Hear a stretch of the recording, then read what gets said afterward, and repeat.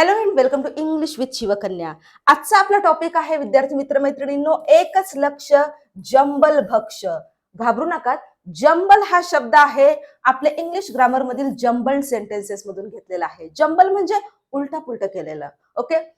TCS आणि IBPS pattern नुसार जे विद्यार्थी परीक्षेला अपियर होत आहेत त्या सगळ्यांसाठी जंबल सेंटेन्सेस एका सिक्वेन्स मध्ये लावणे, लॉजिकल सिक्वेन्स मध्ये लावणे हा प्रश्न कंपल्सरी आहे आणि त्याचा आपल्याला भक्ष करायचं आहे. म्हणजे ते आपल्याला निशाणा साधायचा आहे. एकही मार्क तुम्ही गमावणार नाहीत. याच्यासाठी मी 2 भाग केलेले आहेत. आज पहिला भाग की ज्याच्यामध्ये तुम्ही सगळे बेसिक त्याचे रूल्स म्हणण्यापेक्षा टिप्स अँड ट्रिक्स शिकाल आणि त्याच्यामध्ये काही पीवायक्यू बघाल. आणि नंतरच्या दुसऱ्या भागामध्ये पूर्ण सगळे पीवायक्यू आतापर्यंत आलेले परीक्षेमध्ये ते आपण कव्हर करणार आहोत. एकच लक्षात ठेवा, हा टॉपिक असा आहे जंबल सेंटेन्सेस की रिझनिंग सारखा आहे. याच्यामध्ये रूल्स, टिप्स, ट्रिक्स सगळं आहे, परंतु ते तुम्ही अप्लाय कसं करता, कोणत्या वेळेस काय अप्लाय करायचं, याचा जोपर्यंत तुम्हाला सराव होत नाही, प्रॅक्टिस होत नाही, तोपर्यंत काही साध्य होणार नाही. म्हणून जास्तीत जास्त आपला फोकस असणार आहे सरावावरती.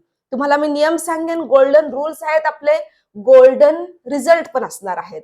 ओके, सुरू करूया. Golden rules and golden result. Rules कसे आहेत? गोल्डन आहेत, सुपिरियर आहेत, एकदम लक्षात ठेवायला सोपे आणि त्याचं लगेच ऍप्लिकेशन पण आपण करणार आहोत. सुरुवात एका महत्वाच्या गोष्टीने आहे विद्यार्थी मित्रमैत्रिणींनो, की रीडिंग.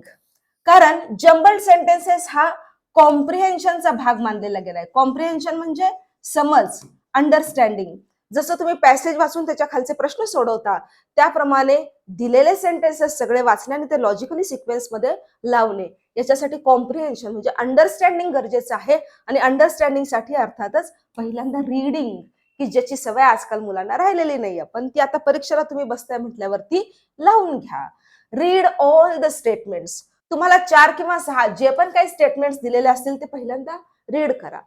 अनेकांची समस्या अशी असते, मुलं म्हणतात की मॅडम आम्हाला अर्थ लागत नाही किंवा यातले काही शब्द समजत नाही. No issues. तुम्हाला प्रत्येक शब्दाचा अर्थ समजलाच पाहिजे अशी काहीही तिथे अट नाही. पण वाचा, परंतु दिलेले सगळे सेंटेन्सेस आधी शांत चित्ताने भर भर भर भर वाचून घ्यायचे. Okay, so reading all the statements is essential. त्याच्यानंतर फाइंडिंग आउट स्टार्टिंग स्टेटमेंट, मग पेअरिंग करायचं, कुठले 2 सेंटेन्सेस किंवा स्टेटमेंट्स सोबत जातील हे बघायचं, आणि finding out the ending statement. तुम्ही म्हणाल की स्टार्टिंग, पेअरिंग म्हणजे मिडल आणि एंड हे तर आम्हाला माहिती आहे, हे माहित आहे, पण ते कसं फाइंड आउट करायचं याच्यासाठी आपले गोल्डन रूल्स आहेत, ते आता आपण बघणार आहोत. बघूया. How to identify the starting statement. सुरुवातीचे स्टेटमेंट कसे शोधून काढायचे? साधा सोपा रूल आहे, याच्यामध्ये काहीही रॉकेट सायन्स नाही. आर्टिकल ए आणि एन हे कशाला निर्देशित करतं? अशा नामाला निर्देशित करतं. बघूया. स्टार्टिंग स्टेटमेंट कसे शोधून काढायचे? How to identify the starting statement. अगदी साधा सोपा रूल आहे. आर्टिकल ए किंवा एन आणि त्याच्यानंतर नाउन.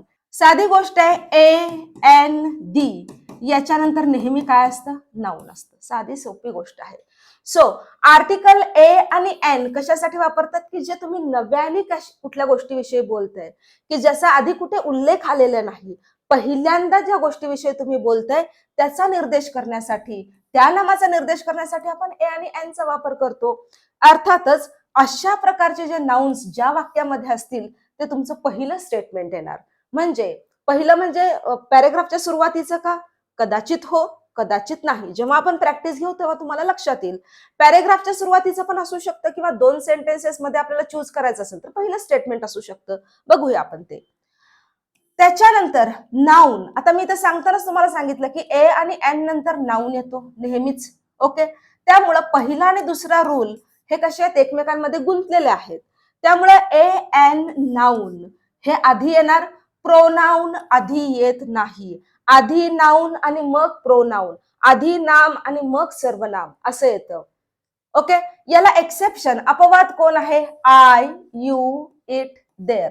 समजा एखादी व्यक्ती स्वतःविषयी बोलत असेल, ओके, ऑटोबायोग्राफिकल बोलत असेल, आत्मचरित्रात्मक बोलत असेल, तर ती सुरुवात कशाने करणार? आयनेच करणार. आय, मी, माय, माइन असं करणार. यू दुसऱ्याविषयी बोलत असाल तुम्ही एखाद्या पॅरेग्राफ मध्ये तर यूच येणार, तिथे काय नाव वगैरे येणार नाही. आणि इट आणि देअर याविषयी मात्र तुम्हाला एक गोष्ट लक्षात ठेवावी लागणार आहे. आपण बघूया, एकच मिनिट द्या मला. बघा पुढे काय आहे.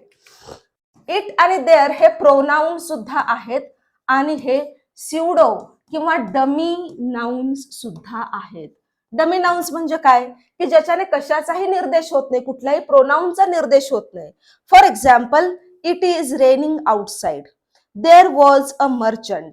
आता इथं इट कुणासाठी आलेला आहे का रिप्लेसमेंट म्हणून? नाही. इट इज रेनिंग आउटसाइड, बाहेर पाऊस पडतोय. समजा तुम्ही म्हणाल रेनिंग आउटसाइड एवढंच म्हणालात, तर त्याच्यामध्ये हे अध्यारूत आहे की इट इज रेनिंग आउटसाइड और it was raining outside past मध्ये म्हणायचं असेल तर. There was a merchant, there हा सुद्धा असाच प्रकारचा डमी प्रोनाउन आहे, डमी नाउन आहे. ओके, बघूया आता. हे जे आहे हे नाउन प्रोनाउन म्हणून काम करत असतील तर ते नंतर येणार, परंतु डमी नाउन म्हणून जर काम करत असतील तर ते आधी येणार. कसं काय आपण बघूया. आता वन्स अपॉन अ टाइम सारख्या ज्या फ्रेजेस असतात, once upon a time, there was a king, अशा अनेक गोष्टी आपण शिकलेल्या आहोत. अशा काही फ्रेजेस असतात की त्या बरोबर इंडिकेशन करतात की ही पॅरेग्राफची किंवा वाक्याची सुरुवात असणार आहे. त्यामुळे अशासारख्या फ्रेजेस, एकदम मोजके 3 ते 4 रूल्स आहेत. ए एन आणि नाउनचा रूल लक्षात ठेवा. आधी नाउन मग प्रोनाउन, आणि प्रोनाउन मध्ये आय, यू, इट, देअरचे एक्सेप्शन किंवा अपवाद लक्षात ठेवा, आणि वन्स अपॉन अ टाइम सारख्या काही फ्रेजेस. बघूयात आपण. तुमच्यासाठी he looked at the tree, there was a tree, it had many branches. 3 साधे साधे वाक्य दिलेले आहेत मी. बघूया.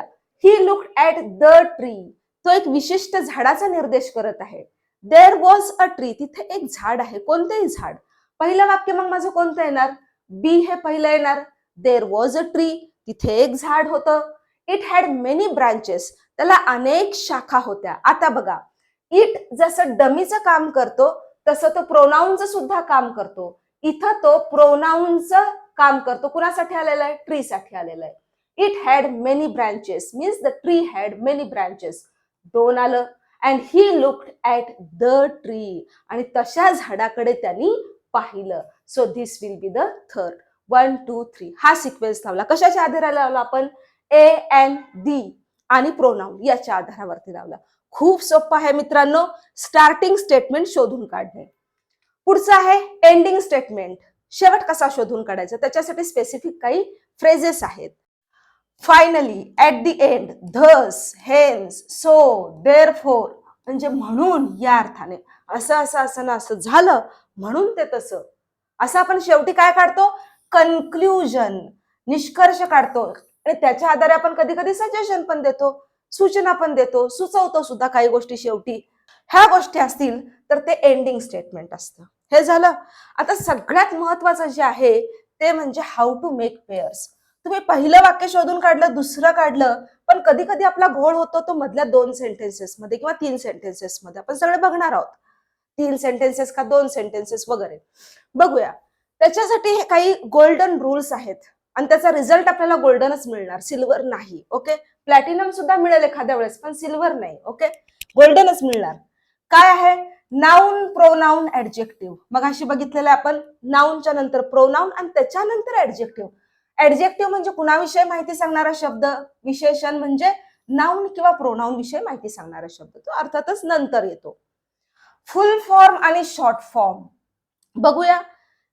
जर पॅरेग्राफ मध्ये फुल फॉर्म दिलेला असेल तर ते वाक्य आधी येतं आणि त्याचा शॉर्ट फॉर्म हा नंतर येतो. कधी बघूया आपण. The British broadcasting company gave the news. British broadcasting कंपनीने न्यूज दिली. We all believe when it is delivered by the BBC. बघा, पहिल्यांदा कुठलं वाक्य येणार? हे वाक्य येणार, कारण ह्याच्यामध्ये फुल फॉर्म वापरलेला आहे आणि याचा शॉर्ट फॉर्म आहे द BBC. ओके, सो हे दुसरं येणार. एक्झाम्पल म्हणून देते. अशा कशाचाही फुल फॉर्म आणि शॉर्ट फॉर्म, हा आधी फुल फॉर्म आणि नंतर शॉर्ट फॉर्म. पुढचा आहे जनरल टू पर्टिक्युलर, म्हणजे तुम्ही मोठ्या भागाविषयी बोलता आणि मग हळूहळू हळूहळू पर्टिक्युलर कडे जाता. बघूया कसं आहे. जनरल टू पर्टिक्युलर एक मी उदाहरण घेते आणि पेशन्स ठेवा. जंबल सेंटेन्सेस मध्ये पूर्ण वाचन करावं लागतं आणि त्याच्यानंतर आपण त्या रूल्स कडे जायचं आहे. त्यामुळे हा पूर्ण व्हिडिओ जो आहे तो तुम्हाला थोडासा लांब वाटण्याची शक्यता आहे, पण पेशन्स ठेवा आणि नीट अभ्यास करा. बघा, my friend used to work in sales department. Okay, my friend, okay, my. There were several departments. There हा प्रोनाऊन आहे, तिथं अनेक काय होते, डिपार्टमेंट होते. कुठे होते आपण बघूया.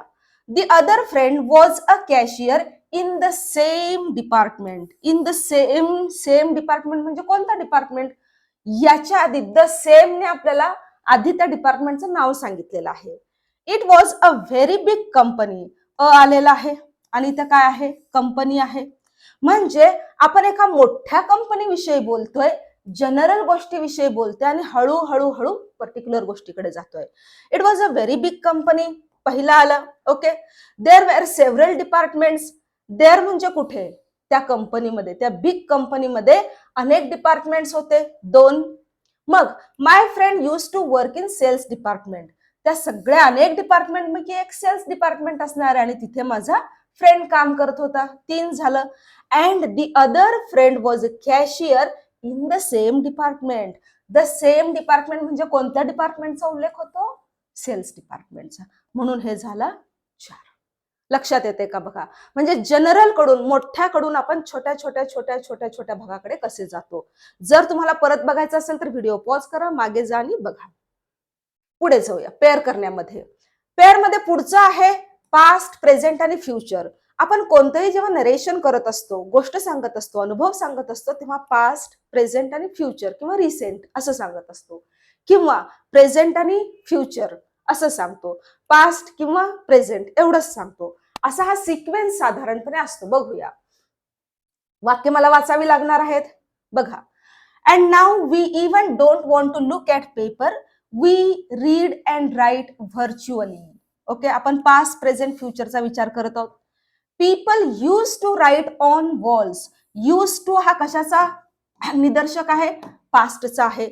Okay, then paper was invented. Then म्हणजे त्यानंतर, कशाच्या नंतर, वॉलच्या नंतर. पेपर वॉज इन्व्हेंटेड, पेपरचा शोध लागला. That brought a big change, आणि त्याच्यामुळे खूप सारा मोठा बदल झाला.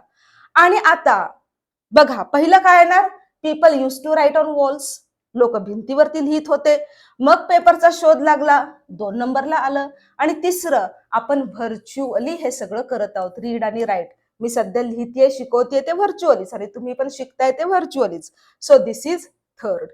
पास्ट हा पास्ट झाला, म्हणजे पेपरचा शोध लागला हा पास्टच झाला. आणि it brought a big change, आणि नंतर काय झालं, आत्ताच्या घडीविषयी, प्रेझेंट विषयी आपण बोलत आहोत, की आपण व्हर्च्युअली सगळं हे करत आहोत. फ्युचर विषयी वाक्य असलं तर त्याच्या पुढे घेतलं असतं आपण. ओके, लक्षात येते का बघा. म्हणजे काळाचा जो सिक्वेन्स आहे तो पास्ट, प्रेझेंट आणि फ्युचर असा वापरायचा. पुढचा सगळ्यात महत्वाचा टॉपिक आहे व्हर्ब फॉर्म्स. व्हर्ब फॉर्म्स, क्रियापदाची रूप. ही ज्यांच्या लक्षात येतील त्यांना कितीही किचकट टॉपिक असू दे किंवा कितीही किचकट वाक्य असू देत, मला पूर्ण खात्री आहे की हा व्हिडिओ बघणारे जे विद्यार्थी आहेत ते फक्त तलाठी किंवा वनरक्षकची तयारी करत नाहीत, ते अनेक वेगवेगळ्या परीक्षांची तयारी करत आहेत. त्याच्यामध्ये बँकिंग आणि SSC ची जी तयारी करत आहेत त्यांच्यासाठी हे आहे. त्यांची जी लेवल ऑफ डिफिकल्टी असते ती खूप मोठी असते, म्हणजे खूप जास्त असते. अशा वेळेस व्हर्ब फॉर्मचा खूप उपयोग होतो. बघा कसं लक्षात ठेवायचं व्हर्ब फॉर्म्स. कधीही लक्षात ठेवा, हॅव, हॅज, हॅड नंतर क्रियापदाचे तिसरे रूप येते, हो की नाही. Model auxiliaries. मॉडल ऑक्झिलरीज कोण कोण आहेत तुम्ही कॉमेंट सेक्शन मध्ये मला सांगू शकता. Can, could, may, might, must, okay, shall, will, should, would, ought to, हे सगळे काय आहेत, मॉडल ऑक्झिलरीज. याच्यानंतर काय येतं, नेहमी क्रियापदाचं पहिलं रूप येतं. त्याच्यानंतर ॲमिजार आणि वॉजवेअर हे 2 आहेत, म्हणजे 2 कॅटेगरीज केलेले आहेत मी. ही टू बी ची रूपं आहेत सगळी, 5 जी रूपं आहेत ती टू बी ची रूपं आहेत. यांच्यानंतर एकतर क्रियापदाचं ING रूप येतं किंवा क्रियापदाचं तिसरं रूप येतं. कायम लक्षात ठेवा, जर क्रियापदाला ING आलं तर ते ऍक्टिव्ह व्हॉइस मध्ये असतं आणि V3 आलं तर ते पॅसिव्ह व्हॉइस मध्ये असतं. पण तुर्तास पॅराजंबल साठी ते वाक्य ऍक्टिव्ह आहे का पॅसिव्ह आहे हे महत्वाचं नाहीये तुमच्यासाठी. समजा एखाद्या वाक्याचा एंड जर वॉज वेअरने झालेला असेल आणि कुठल्या तरी वाक्याचा सुरुवात, वाक्याची सुरुवात ING फॉर्मने झालेली असेल तर हे ते वाक्य आणून ह्याच्या समोर जोडून टाका, काम संपलं तुमचं. तसंच दुसरं आहे, टूच्या नंतर नेहमी क्रियापदाचं पहिलं रूप येतं. म्हणजे कुठलंही जर वाक्य तुम्हाला दिलेलं असेल, 4-5 वाक्य, आणि त्याच्यामध्ये ही जर क्रियापदाची रूपं असतील तर ह्या क्रियापदाच्या नंतर काय येतं हे जर तुम्हाला डोक्यामध्ये गणितासारखं पाठ असेल तर तुम्ही सगळ्या वाक्यांच्या बिगिनिंगला बघा आणि ते तिथं ठेवून टाका. ते वाक्य ह्या क्रियापदाच्या समोर ठेवून टाका. तुमचं काम झालं. कितीही किचकट असू दे, याच्याने प्रश्न सुटणार. एकच लक्ष, जंबल भक्षण करून टाकायचं आपल्याला याचं. Okay, verb forms. A and B चा रूल तुम्हाला शिकवलेलाच आहे पहिला. आता फिक्स्ड प्रेपोजिशन्स. असे प्रेपोजिशन्स असतात की ते त्या फ्रेजमध्ये फिक्स असतात. असे खूप सारे आहेत इंग्लिशमध्ये. वाचन ठेवा तुमचं. मी असं नाही म्हणत की तुम्ही रोज उठून न्यूजपेपरच वाचा. Which ever subject is your favourite, तुमचा कोणताही सब्जेक्ट असू दे फेवरेट, ते वाचन करा. शब्द तुम्हाला, फ्रेजेस तुम्हाला येत जातील. ओके, फिक्स्ड प्रेपोजिशन्स काय बघा. ऑन बिहाफ ऑफ, च्या तर्फे. ऑन आणि ऑफ इथं असणारच. इथे इन कधीही येणार नाही, इथं ऑन कधीही होणार नाही. ऑन बिहाफ ऑफ असंच असणार. ऑन टॉप ऑफ, वर. इन द मिडल ऑफ, च्या मधोमध. इन आणि of. In the mean time, दरम्यानच्या काळात. रिफ्रेन फ्रॉम, रिफ्रेनची जोडी नेहमी फ्रॉम पासून असते. रिफ्रेन फ्रॉम, च्या पासून दूर राहणे. फाईट फॉर आणि फाईट अगेन्स्ट. फाईट फॉर म्हणजे च्यासाठी लढा देणे. For example, Mahatma Gandhi fought for the country, for the Indian people, and he fought against the British rulers. Okay, look forward नंतर काय असणार, टू असणारच असणार. लुक फॉरवर्ड टू आणि क्रियापदाला आयएनजी असतं नेहमी. ओके, अपेक्षित असणे, अपेक्षा करणे या अर्थाने. तर ही काही एक्झाम्पल्स आहेत हे फिक्स्ड प्रेपोजिशन्सचे. आता परीक्षेमध्ये याचा उपयोग कसा होतो तुम्हाला जंबल सेंटेन्सेस मध्ये. फॉर एक्झाम्पल, ऑन टॉप इथं तोडला असेल, किंवा इन द इथं तोडला असेल. In the mean time, refrain आणि इथं रिफ्रेन एका वाक्यामध्ये आणि फ्रॉम दुसऱ्या वाक्याची सुरुवात असेल तर तुम्हाला पटकन सोडवता येतं की अरे ही फ्रेज आहे आणि हे फिक्स्ड प्रेपोजिशनचे एक्झाम्पल आहे. हे जेव्हा तुमच्या लक्षात येईल तेव्हा ऑटोमॅटिक तुम्ही वाक्य जोडायला सुरुवात करा. ओके, तर आपले सगळ्यात गोल्डन म्हणजे प्लॅटिनम रूल्स आहेत ते पेअर्स मेकिंगचे. ओके, परत एकदा. Noun, pronoun, adjective. Full form is followed by short form. General idea to particular idea. Past, present, future किंवा प्रेझेंट फ्युचर किंवा पास्ट प्रेझेंट असं कोणतंही सिक्वेन्स असू शकतो. व्हर्ब फॉर्म्स मगाशी मी तुम्हाला सगळे सांगितले. ए एनच्या नंतर द आणि फिक्स्ड प्रेपोजिशनचे खूप सारे उदाहरण. एवढं लक्षात आलं. याच्याने तुम्ही पेअर्स तयार करू शकता. हे सगळे रूल्स गोल्डन रूल्स आहेत. याच्यानंतर आपण जाऊया एक्झाम्पल्स कडे. तुमच्या लक्षात येईल पहा, खूप सारे एक्झाम्पल्स असे आहेत की 1-2 रूल्स मध्ये तुमच्या लक्षात येईल. 3 ते 4 सेकंदांमध्ये तुम्हाला आन्सर यायला पाहिजे. फक्त आधी जे गोल्डन रूल्स तुम्हाला सांगितलेले आहेत त्याच्यावरती थोडंसं मननने चिंतन करा तुम्ही. बघा, पहिला आपला रूल काय आहे. Read all the statements. सगळे स्टेटमेंट्स वाचायचे, त्याला काही पर्याय नाही. The boy had a collection of beautiful marbles. The boy जेव्हा वाचायला सुरुवात करतात तिथंच तुम्हाला the, a, an preposition, general idea का पर्टिक्युलर आयडिया हे डोक्यात येत जायला पाहिजे. बघा, a boy and a girl were playing together. आहे. द बॉय, पुन्हा द बॉय आलं. गेव ऑल हिज, प्रोनाउन आहे. To the girl. ओके, पहिलं वाक्य अर्थातच कोणतं येणार, क्यूचं येणार. क्यूने कशाची सुरुवात आहे, दुसऱ्याची. A boy and a girl were playing together, एक मुलगा एक मुलगी खेळत होते. पी येणार. The boy had a collection of beautiful marbles, त्याच्याकडे सुंदर गोट्या होत्या. The boy gave all his marbles to the girls for her candies, त्या मुलीकडनं त्याने कॅन्डीज घेतल्या आणि त्याच्या बदल्यात तिला मार्बल्स दिले. So second is the correct option. आता इथून पुढे मी प्रत्येक ओळीचा अर्थ सांगत बसणार नाही. बघूया, टिप्स आणि ट्रिक्स वापरणार आहे आपण. सेकंड, पण वाक्य मात्र आपल्याला सगळी वाचावी लागणार आहेत. द ओनली पर्सन, शी कुणासाठी तरी आलेला आहे, हा झाला pronoun. Didn't hate was her loving boyfriend. Purely for the fact she was blind. There was a blind girl, म्हणजे हे शी हर कुणासाठी आलेलं आहे, अ ब्लाइंड गर्ल साठी आलेलं आहे. हु हेटेड हरसेल्फ, ती स्वतःचा द्वेष करायची, हेट करायची स्वतःला. आर पहिल्यांदा येणार. आर पहिल्यांदा इथेच आहे, विषय संपला. There was a blind girl. पुढे काय झालं QP. इथं दुसरा ऑप्शन आरने सुरू होणारा नाहीच आहे. Elimination method is the best method. Okay, पण त्याच्यासाठी आपल्याला रूल नीट माहित असला पाहिजे. थर्ड, पुढे जाऊया. इथं बघा आता सुरुवात त्याने दिलेली आहे. There was a man who made his living by selling balloons at a beach. A man, एक माणूस होता, तो बलून्स विकायचा बीच वरती आणि मेक वन्स लिव्हिंग म्हणजे काय, आपली उपजीविका करत होता. मेक वन्स लिव्हिंग फ्रेज आहे ही. आता पुढे काय, to spend the quality time at the beach. Who were, who काय आहे, कनेक्टर आहे. हु वेअर कुणासाठी वापरला जातो, हा पर्सन साठी वापरला जातो, व्यक्तीसाठी वापरला जातो. म्हणजे या हुच्या आधी काय पाहिजे, मला व्यक्ती पाहिजेत. ओके, जागा नको, ठिकाण नको. Who were coming to beach along with their families. Okay, he was the centre of attraction for the small kids. ही बघा आता, देअर वॉज अ मॅन. ही कुणासाठी आलेलं आहे बघा, ही व्यक्तीचा उल्लेख इथेच आहे. अ मॅन साठी he was the centre of attraction for the small kids. मी तर तुम्हाला म्हणाले की इथं पर्सन पाहिजे आपल्याला. द स्मॉल किड्स, लहान मुलांचा आकर्षण होता तो, आकर्षणाचा केंद्रबिंदू. कुठली लहान मुलं, ती लहान मुले who were coming to the beach, ते आपल्या फॅमिली बरोबर बीच वरती यायचं. कशासाठी यायचे, to spend the quality time at the beach.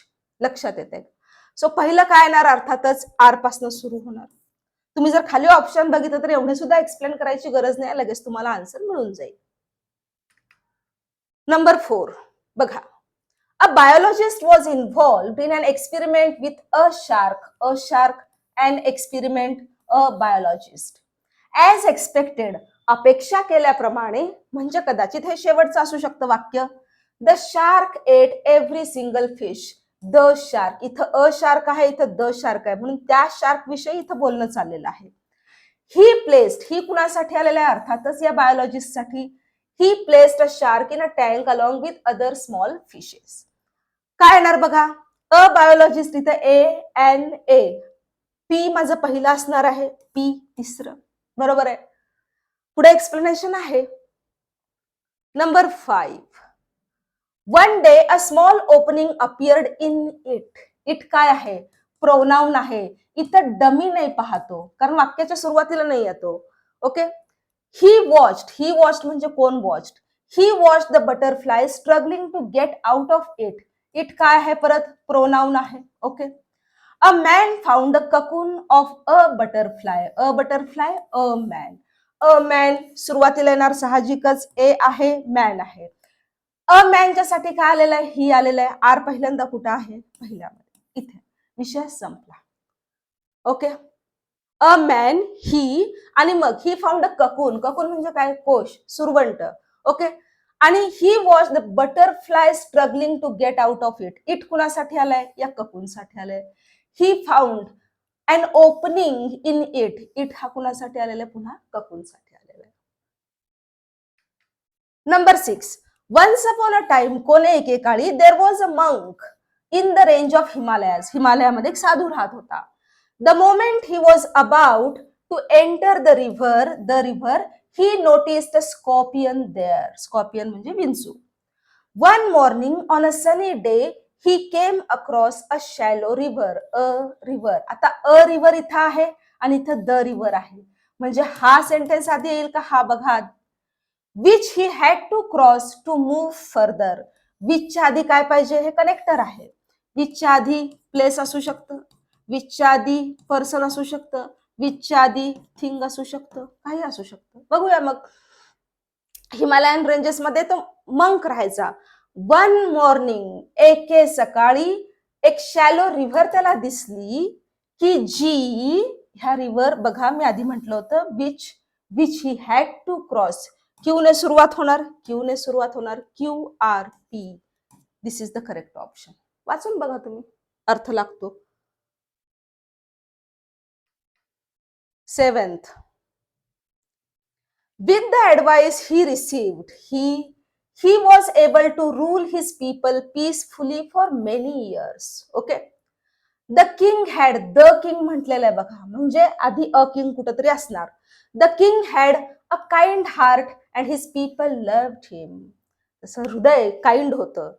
He would seek advice from his council of chiefs despite his age and position.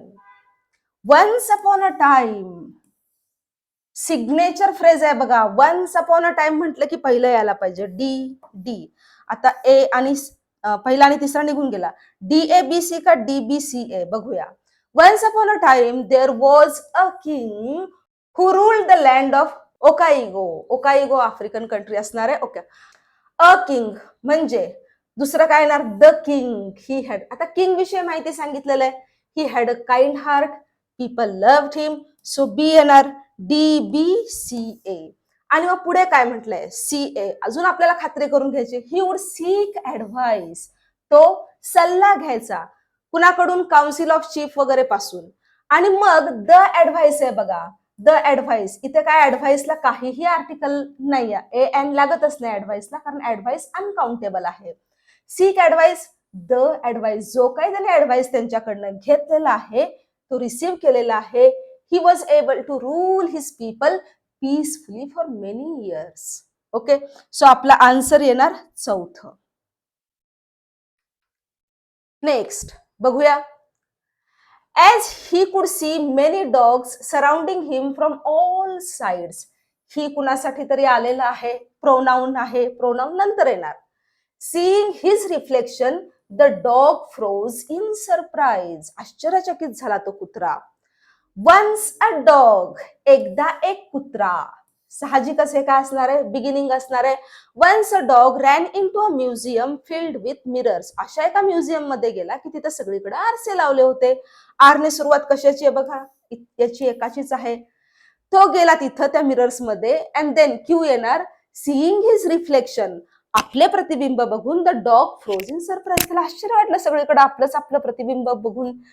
त्याला कारण काय होतं, ऍज, इथं कनेक्टर आहे बघा, ऍज मेनी डॉग सराउंडिंग हिम, अनेक कुत्रे आपल्या अवतीभोवती आहेत हे त्याला दिसलं. सोपं आहे, अवघड काहीच नाही, प्रॅक्टिस मात्र पाहिजे. आता इथं थोडस कॉम्प्लिकेटेड आहे, कॉम्प्लिकेटेड नाही, सरावाचा भाग आहे. S1 आणि S6 दिलेला आहे आणि हे 4 वाक्य आपल्याला अरेंज करायचे आहेत. हे पहिलं फिक्स आहे, ही बिगिनिंग आहे आणि ही शेवट आहे हा. म्हणून ही टिपिकल फ्रेज आहे, दॅट इज व्हाय, ज्याने एंड होतो. मधले 4 वाक्य आहेत. आता या काय ठिकाणी नाउन प्रोनाउन काहीच त्याचा यूज होत नाही. अशा वेळेस आपल्याला जनरल टू पर्टिक्युलर किंवा आणखी कोणते आपले नियम, गोल्डन रूल्स उपयोगाला येतात ते शांतपणे बघूया. आधी वाचून घेऊया. We love and care for our elders in our culture. We love, we आपण करतो, love and care for our elders, आपले जे वडीलधारे लोक आहेत त्यांची आपण काळजी घेतो, त्यांना प्रेम देतो आपल्या कल्चरमध्ये, बरोबर आहे. They provide us with the house, food and support when we were growing. जेव्हा आपण वाढत असतो त्यावेळेस ते आपल्याला निवारा देतात, अन्न देतात, सपोर्ट देतात. दे कुणासाठी आलेलं आहे, हे एल्डर्स साठी आलेलं आहे. पण थांबा, घाई करू नका, लगेच ह्याच्यानंतर हे येईलच असं नाही, पण आपल्याला एक एक लिंक लागत आहे. वी नाऊ बघा, पास्ट, प्रेझेंट, फ्युचर टेन्सचा सिक्वेन्स कसा लावायचा. We now must provide the house, food and support when they have age. जेव्हा आता त्यांचं वय होत आहे त्यांना त्या सगळ्या गोष्टी आपण आता दिल्या पाहिजेत. Our old parents and grandparents did a lot for us in their fruitful life. त्यांच्या फ्रुटफुल लाईफ मध्ये त्यांनी आपल्यासाठी, पॅरेंट्स आणि ग्रँड पॅरेंट्सने आपल्यासाठी खूप काही केलेलं आहे. Our cultural values and systems imbibe this duty in us from childhood. लहानपणापासून आपल्या सिस्टीम मध्ये आणि व्हॅल्यूज मध्ये आपल्याला सांगितलं गेलेलं आहे की त्यांची ही ड्युटी आपण केली पाहिजे. बघूया आता बघूया आपण. We love our elders. Okay, ते आपल्याला अमुक ढमुक देतात जेव्हा आपण ग्रो होत असतो. वी नाऊ हे ह्याच्यानंतर येणार, हे फिक्स झालं. Our old parents, they did a lot of us in their fruitful life. आता our elders साठी काय घेतलं, our old parents and grandparents, they did a lot of in their fruitful life. या phrases कडे लक्ष द्या. R पहिल्यांदा येऊ शकते. ओके, सो पी येईल का? दे कुणासाठी आले? त्यांनी खूप साऱ्या गोष्टी आपल्यासाठी केलेल्या आहेत. कोणत्या गोष्टी केलेल्या आहेत? A lot, a lot. कोणत्या गोष्टी? Provide us with house, food, support.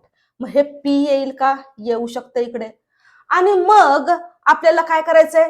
We नाव. त्यांच्या काळात त्यांनी हे केलेलं आहे. आपण जेव्हा वाढत होतो त्यांच्या काळात त्यांनी ते केलंय आपल्यासाठी. They have aged. आता त्यांचं वय होत आहे, म्हणजे आपल्या ग्रोईंगच्या नंतर त्यांचं वय होतं, म्हणून क्यू येणार का बघा? वी नाव क्यू, बरोबर आहे.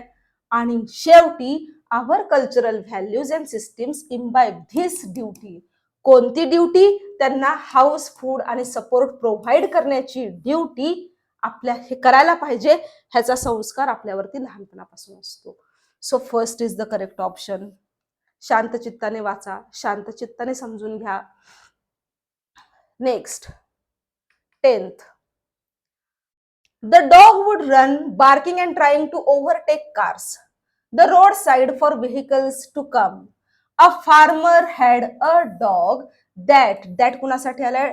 डॉगसाठी. That used to wait by कशाच्या तरी साईडला थांबून वाट बघत होती. तिथं नाऊन पाहिजे मला. वेट बाय काय? Wait by the road side for the vehicles to come, full stop. आणि मग द डॉग, मग व्हेकल्स आल्यानंतर तो डॉग काय करायचा? Run, bark and overtake the cars. A dog साठी काय आलं पहा? द डॉग आलेला आहे. सो करेक्ट सिक्वेन्स आर पासून सुरू होतो. इथं अ फार्मर आणि अ डॉग बघितलं की आर, आर पासून सुरू होणार आहे, एकच आहे, विषय संपला. पुढे बघूया. A shop owner placed a sign board of puppies for sale. Puppies for sale नावाचा साइन बोर्ड लावला होता. A shop owner, okay, a आहे. And to no surprise a boy saw the sign, the sign, a sign, the sign and approached the owner. A owner, the owner. जे पहिलं वाक्य हे असणार, पीने सुरू होणार एकच आहे. This type of signs always attract the young children. बघूया, पीने सुरुवात होणार एकच आहे, हे तर नक्की आहे. त्याच्यानंतर काय? Puppies, this type of science. This type of science म्हणजे धिस कशाला इंडिकेट करते? पपीज फॉर सेलला. Young children and no surprise. आणि आश्चर्य काहीच नाही की एक मुलगा तिथे शॉपमध्ये आला. नेक्स्ट बघा. अन एनव्हियस मॅन, एक जळकट माणूस. एनव्हियस म्हणजे मत्सर असणारा, jealous. An envious man lived in an old house next to him. Him कुणासाठी आलं माहित नाही, म्हणजे हे तर पहिलं वाक्य नाही. A wise and successful man, एक शहाणा आणि सक्सेसफुल माणसाने काय केलं? बॉट अ ब्युटिफुल हाऊस, एक छानसे घर विकत घेतले. एवढ्या ठिकाणी म्हटल्यावरती क्यू पहिला असणार, अंदाज करायला काहीच हरकत नाही. He threw garbage under his gate and did other nasty things. इतर अनेक वाईट गोष्टी तो करत असे. ही कुणासाठी आलंय? याच्यासाठी तर नाही, ह्या एनव्हियस मॅन साठी आलेलं आहे बघा. म्हणजे सिक्वेन्स काय असणार आहे? Q P R. आणि हाऊस घेतलं, आणि an envious man lived in an old house next to him. हा हिम कुणासाठी आलेला आहे? A wise and successful man साठी आलेला आहे. त्याच्या शेजारी हा एक जळकट माणूस राहायचा, आणि काय करायचं? गार्बेज त्याच्या गेटला टाकायचा. So third is the correct option. आल्यानंतरच आपल्याला इथे लागायला पाहिजे. म्हणजे ए एन या आर्टिकलने आणि द या आर्टिकलने तुमचे बरेच सारे प्रश्न सुटतात. पुढे बघूया. पहिलं त्यांनी दिलेलंच आहे. इन अ बिग कंट्री, एका मोठ्या देशामध्ये, देर वॉज अ रिच मॅन. हा रिच मॅन शब्द फार महत्वाची भूमिका बजावणार आहे. एक श्रीमंत माणूस living along with his family, आपल्या कुटुंबाबरोबर राहत असे. पुढे बघूया. द मॅन कुणासाठी आलेलं बघा? A rich man. The man had a son. A son, कुठेतरी द सन आलंय का बघा, किंवा हिज सन, हर सन आलंय का बघा. The man had a son and one day he took him on a trip to the country. Okay. So the son could appreciate his good fortune. आपल्याला जे काही मिळालेलं आहे चांगलं, त्याचं तो अप्रिशिएशन करावं म्हणून. The dad's sole purpose. Sole म्हणजे काय? एकमेव. पर्पज, त्या वडिलांचा एकमेव पर्पज काय होता? Was to show his son, his son, a son, his son, how poor people live, लोक किती गरिबीत राहतात हे त्याला कळावं आणि आपल्याला जे काही चांगलं मिळालेलं आयुष्यामध्ये त्याच्याबद्दल त्याच्या मनामध्ये कृतज्ञतेची भावना असावी, अप्रिसिएशन असावं, असा त्याचा सोल पर्पज होता. बघूया आता अ रिच मॅन तो झाला द मॅन, पुढे झाला द डॅड्स सोल पर्पज. बघा काय येणार, मॅन आणि डॅड वरती आपण अवलंबून राहू शकत नाही कारण द आलेला आहे. अ सन, वन डे, हे सगळं अ ट्रिप, हे सगळे इंडिकेट करतात पहिल्या वाक्याचं. सो पी ने सुरू होणार एकच आहे, P R Q. The dad sole purpose was live so, की जेणेकरून आपल्या सुदैवाचं त्याला अप्रिसिएशन असेल. Okay, P R Q. 14वा सेंटेन्स बघूया. Science and engineering are hard to imagine without mathematics. Science आणि इंजिनिअरिंग मॅथमॅटिक्स शिवाय इमॅजिन करणे पण अवघड आहे, कुठलाही प्रोनाउन नाही. Mathematics is an important part of modern society. आपल्या मॉडर्न सोसायटीचा mathematics an important, the important नाही, अन इम्पॉर्टंट, आणि मॅथमॅटिक्स एक जनरल आयडिया दिलेली आहे बघा आपल्याला. आणि नंतर पर्टिक्युलर कोण पर्टिक्युलर आहे, सायन्स इंजिनिअरिंग हे पर्टिक्युलर आहेत. म्हणजे बी आपण पहिलं मानावं का, पहिलं स्टेटमेंट मानलं तर दोन ऑप्शन्स आहेत, 2 आणि 4 बघूया. And even simple things, and हे तर सुरुवातीला येणारच नाही. Simple things such as calculating the cost of groceries involve mathematics. किराणा माल वानसामानाची जरी आपल्याला कॅल्क्युलेशन करायची असेल तर आपल्याला मॅथमॅटिक्स लागतं. So it is not strange to stop and wonder what mathematics is. गणित म्हणजे काय रे भाऊ असं विचारण्याची गरज नाही. डी हे शेवटी येईल का, येईल. डी शेवटी आहे का, आहे. चौथा ऑप्शन बरोबर आहे. म्हणजे शेवटी काय येईल आणि पहिलं काय येईल याच्यावरून सुद्धा तुम्ही अंदाज लावू शकता, हे येणार नाही. ओके, बाकीचा सिक्वेन्स लावून बघा तुम्ही, व्हिडिओ पॉज करा आणि बघा, स्वतः सिक्वेन्स लावा. आणि आजचा शेवटचा जो प्रश्न आहे तो तुमच्यासाठी आहे. Nowadays, most of the teenagers remain busy in TV and computer games. They hardly involve themselves in any sort of physical activity. As a result, they become obese, anemic, and diabetic. Physical exercise is the only way to keep them safe from these ailments. Ailments means diseases, रोग. हे options आहेत. या प्रश्नाचा answer तुम्ही मला comment section मध्ये सांगणार आहात. याचा दुसरा भाग मी लवकरच घेऊन येत आहे. डायरेक्ट इनडायरेक्ट स्पीचचा पण एक भाग मी लाईव्ह वरती पण टाकलेला आहे आणि व्हिडिओमध्ये पण मी मला वेळ मिळाला की करेन. Keep watching, keep learning, keep scoring. मराठीतून शिका English with Shivkanya for all competitive examinations. Piece.